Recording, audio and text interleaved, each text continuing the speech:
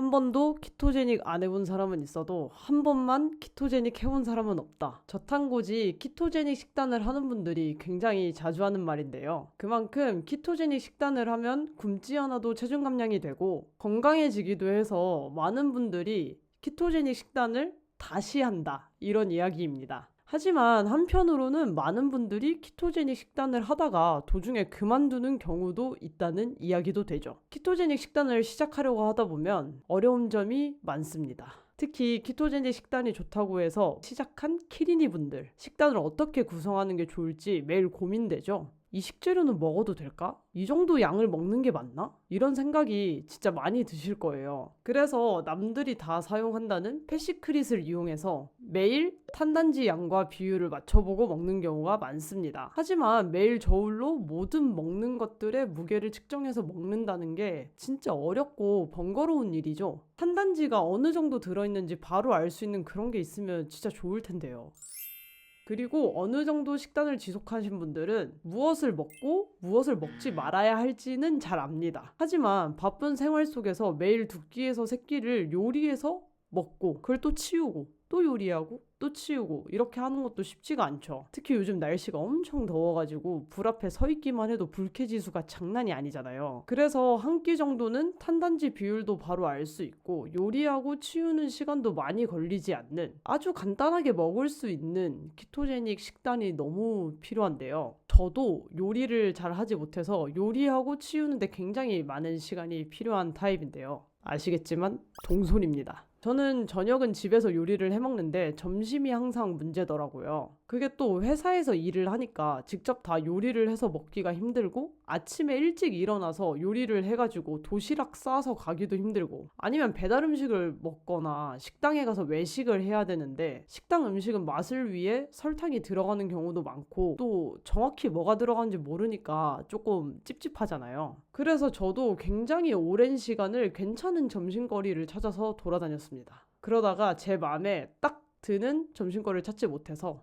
제가 만들었습니다. 바로 키토밀 카카오 맛인데요. 성분은 클린 키토를 하는 분들도 드실 수 있도록 유기농 카카오 파우더, 저분자 콜라겐 파우더, 버터 파우더, MCT 오일 파우더, 소금 외에는 아무것도 들어가지가 않았어요. 그 흔한 덱스트린, 제3인상칼슘 뭐 이런 거 넣지 않았죠. 그리고 초코를 생각하면 단맛을 생각하는 분들이 많은데요. 단맛 감미료도 넣지 않았습니다. 그래서 단맛이 없어요. 사실 제가 이걸 만들기 전에 점심 식사 대용으로 비슷하게 나온 외국 제품들을 몇 개 사서 먹어봤어요. 근데 대부분의 제품들에 첨가물이 들어가 있거나 아니면 단맛 감미료가 너무 많이 들어있어서 제가 쉽사리 먹지 못했거든요. 왜냐면 저는 어쩔 수 없을 때는 단맛 감미료를 사용하지만 안 먹을 수 있으면 최대한 안 먹자는 주의거든요. 그래서 저처럼 단맛 감미료를 안 먹는 분들을 위해서 아예 단맛을 빼버렸습니다. 그래서 맛은 한 95% 정도의 다크 초콜릿을 먹는 맛이라고 생각하시면 되고요. 이게 또 찐 키토인들은 좋아하는 맛인데 키리니 분들은 되게 생소한 맛일 거예요. 그래서 반응이 어떨지 저도 굉장히 궁금합니다. 단백질은 저분자 콜라겐이 들어가 있는데요. 어떤 단백질을 넣을 거냐에 대한 고민도 제가 진짜 많이 했어요. 우선 유청 단백질이 가장 많이 사용이 되는데요. 그걸 사용하지 않은 이유는 안 맞는 분들이 굉장히 많아요. 유청 단백질을 먹고 여드름이 나거나 소화가 안 되고 이런 분들이 굉장히 많거든요. 그리고 또 유청 단백질은 인크레틴 수치를 높여가지고 인슐린 자극을 하는 걸로 알려져 있기 때문에 뺐습니다. 그래서 그거보다 더 비싸지만 더 좋은 저분자 PC 콜라겐을 사용하게 되었고요. 보통 콜라겐 젤리 같은 데에는 콜라겐이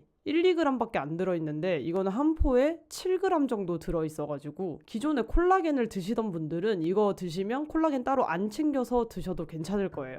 드시는 방법은 물 200ml에 한 포를 넣어서 흔들어서 드시면 됩니다. 완전히 차가운 물엔 녹지가 않아요. 왜냐면 첨가물이 안 들어있기 때문에요. 근데 상온에 있는 물에는 열심히 흔들면 섞이니까 상온에 있는 물로 드시면 좋고요. 사실은 따뜻한 물에 먹을 때 훨씬 더 맛있습니다. 그리고 제가 유당 제거 우유랑 아몬드 브리즈로 테스트를 해봤는데요. 평소에 버터를 별로 안 좋아하는 분들은 아몬드 브리즈에 섞어서 드시면 더 깔끔하다고 말하시고 좀 풍미를 좋아하는 분들은 유당 제거 우유에 섞어서 먹으면 되게 맛있다고 하시더라고요.